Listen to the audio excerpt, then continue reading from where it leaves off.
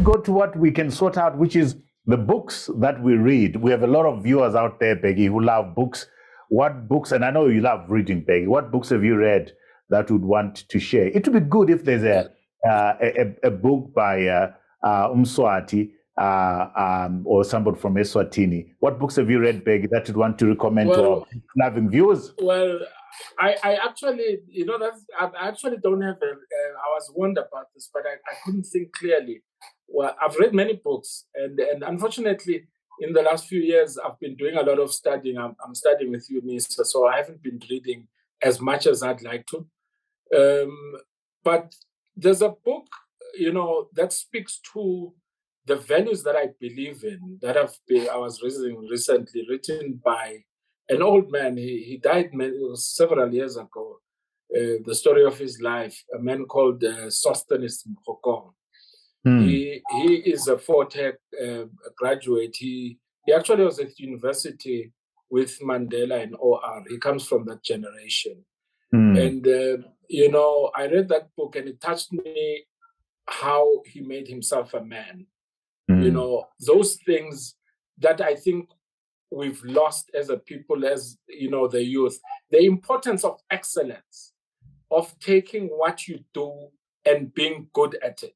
He was a teacher, even though he writes a bit selfishly that he had a master's in chemistry and maths, and which he attained in the 1940s. And he says he doesn't understand why anybody can't understand maths. And given my own history of maths, I thought he was rather selfish. But what is the book called, Bheki? What's the book called? It's called Kolobe. He was he's one of those South Africans that came to Eswatini at the introduction of the Bantu education. Okay. I think he was from the Pedi people. Went to Fort Hare. And said something actually which I found interesting about Mandela and when they were at university together. But anyway, it's a book that if you know the Mokgokong family, I think one of them owns a mine, is in mining in South Africa. It's the father that wrote the book. It's called Kolobe. The Kolobe seems to be the symbol of the people he comes from. Which he writes about. But the thing is, what permeates through that book is excellence, being good, and because he was a teacher, he talks about the importance of sports in grooming a leader, how you groom a leader in class, because he came to a school called Swazi National and actually had a meeting with Sopuza at the time, who said to him, that school you are going to have identified that it will produce the leaders of the country after independence.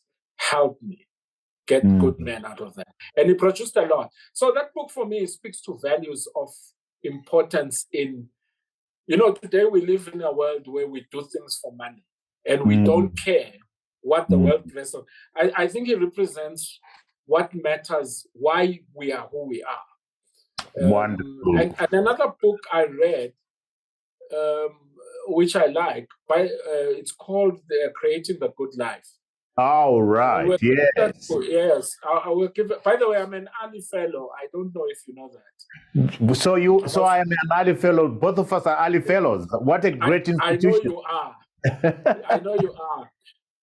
One of the things that book talks about is what makes us happy in life. What is the definition of happiness? Is it now sitting here having an interview with you? And it sort of comes back to the book I'm talking about by Mokgokong, that he ends his book by saying, of everything I've told you, I can say without fear of contradiction that I lived a good and fulfilling life. And for me, that's what counts. It's not how much money you have in the bank. It is how much, when you look back, what you've done, does it matter? And I think that is the point of happiness, where you can walk away from this and say, life. And I think that's, that's what's important, I think.